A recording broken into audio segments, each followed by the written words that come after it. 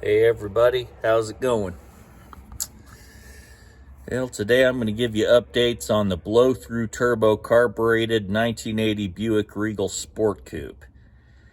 It's been a long road and a lot of modifications and adjustments have had to be made, but I'm getting close. Let's go through them. Okay. This distributor, the HEI distributor, was a very tight fit right here. I had to shave and grind parts of the intake manifold bolt right down there to grind.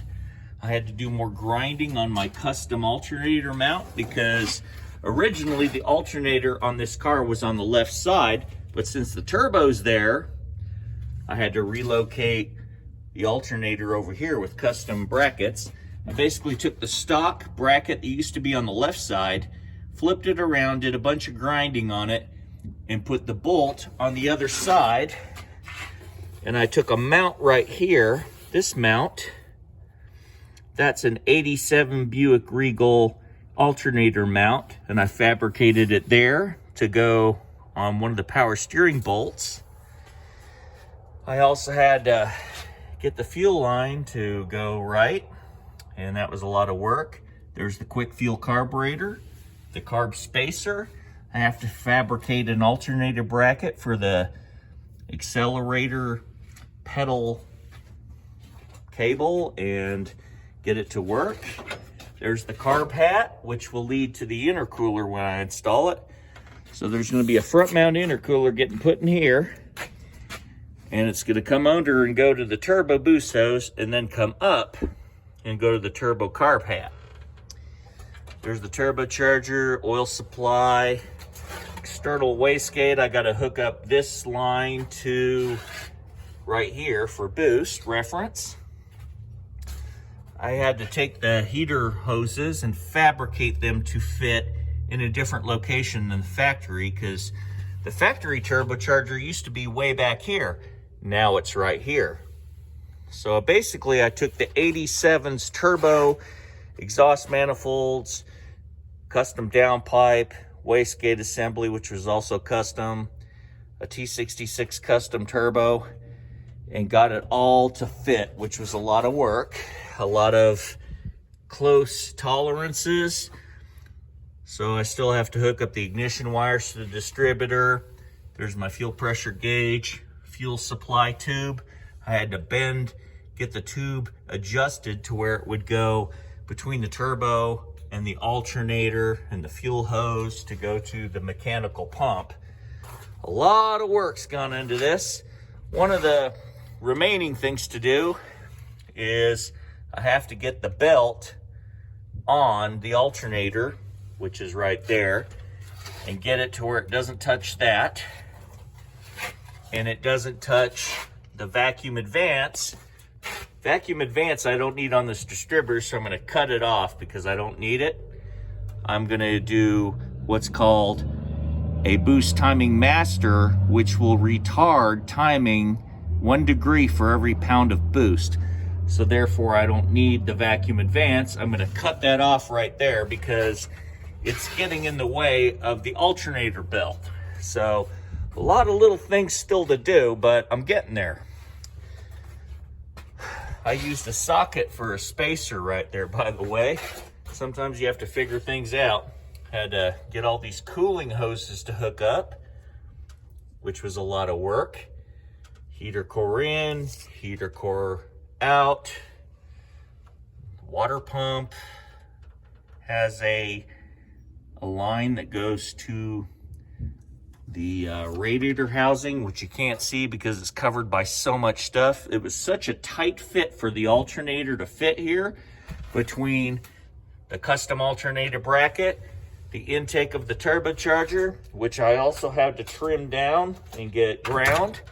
See, had to grind a bunch off of the compressor to fit a custom intake tube that I'm going to have go from there to probably down there somewhere to get fresh air right there. So custom cold air intake's going to have to be required. I have to get some vacuum for my booster. There's no vacuum lines on the carburetor, so, and there's none on the manifold I can see. So I'm gonna have to fabricate the vacuum in the front of the turbo's compressor on the custom intake tube. So there's so much left to do, little things, but it's coming along. External wastegate looks nice, the turbo looks nice. There's the wastegate dump towards the exhaust. There's the downpipe. I could put my air-fuel ratio gauge there. And then over here, if you can see down here on the exhaust header, that little port right there is where I'm going to put the exhaust gas temperature. So the headers will lead right to that. And that's where I'm going to set or get a custom gauge for exhaust temperature right there. So I got to put a few gauges on here. I'm gonna have to do a coolant temp gauge, oil pressure gauge, exhaust temperature gauge, air fuel ratio, fuel pressure, which I'll have to put in here somewhere. Oil pressure, I'm gonna use the turbo supply line for that. So a lot of little things left to do. Coolant temperature, I'll probably use one of those coolant lines there since it's going to be kind of hard to do here unless I can find the right adapter.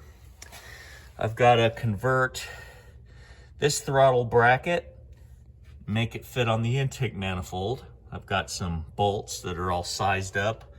I blocked off all the coolant ports I didn't need on the intake manifold, as you can see right there and right there.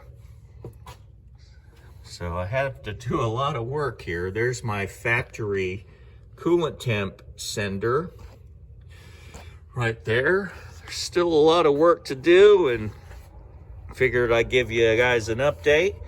Next video I'm gonna do, I'm gonna show you the GN1 Extreme front mount intercooler. I'm gonna unbox it, and then I'm gonna show you how I install it. You use a few bolt holes right there and there, I believe it's this bolt, and where is it? I think it's this one and this one where you mount the intercooler. Or is it that one and that one? I'm not sure exactly yet, but it's the same as on my 87 Buick. So I will cover that in another video. But as you can see, things are coming along. I had to put this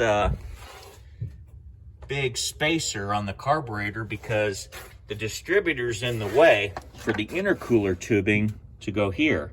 So I had to raise it up so there's room for the intercooler tubing to go to the carb hat of the blow-through turbo carburetor, the quick fuel. So this has been quite a journey. Look how tight everything is to get the coolant hose in. Everything has been a very tight fit. Getting the 87's turbo set up to fit the 1980 carbureted Buick and converting to blow-through turbo carbureting instead of the factory's draw-through, which was way back here.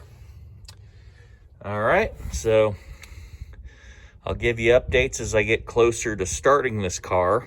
I'm still a ways away, but you guys have a great day and hope all is well.